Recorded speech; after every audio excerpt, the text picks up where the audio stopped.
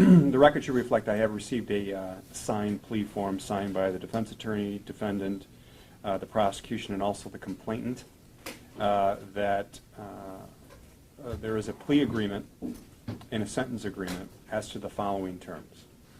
The defendant is prepared to plead guilty to count 4 and 5. Count 4 being criminal sexual conduct in the 3rd degree, a 15-year felony. Count 5, criminal sexual conduct 3rd degree, a 15-year felony. These would be concurrent sentences. There's a sentence agreement of 5.5 to 15 years in the Michigan Department of Corrections. As part of that sentence, it would require lifetime registration on the Sex Offender Registry Act. The defendant would receive sex offender counseling, and the defendant is not to have any unsupervised contact with minors.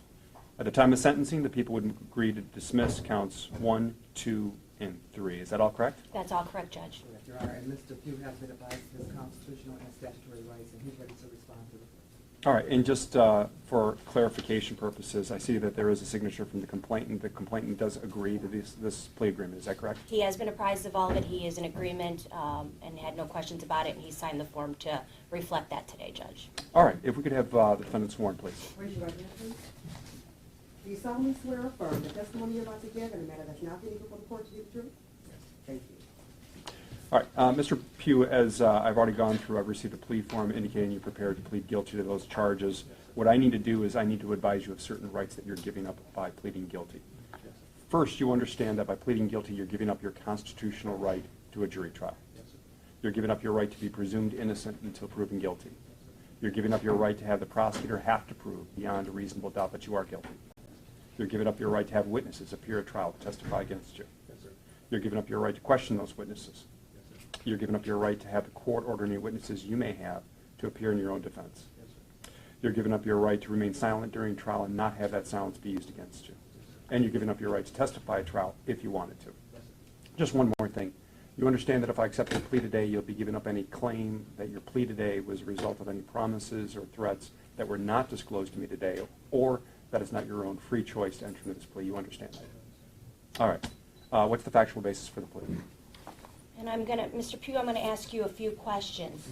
Between the time frame of September of 2003 and May of 2004, did you reside at a location in the city of Detroit, 1431 Washington Boulevard? Yes. And that's in Wayne County, correct, sir? Yes.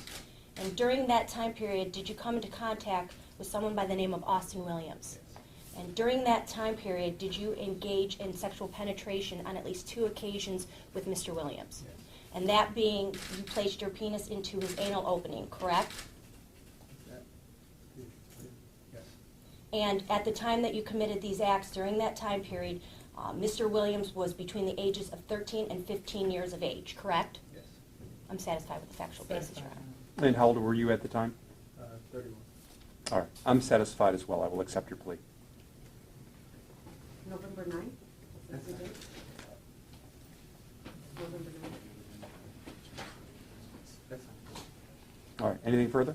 Nothing can be. All right. We'll see you then. Thank you, Judge. Thank you. You're welcome.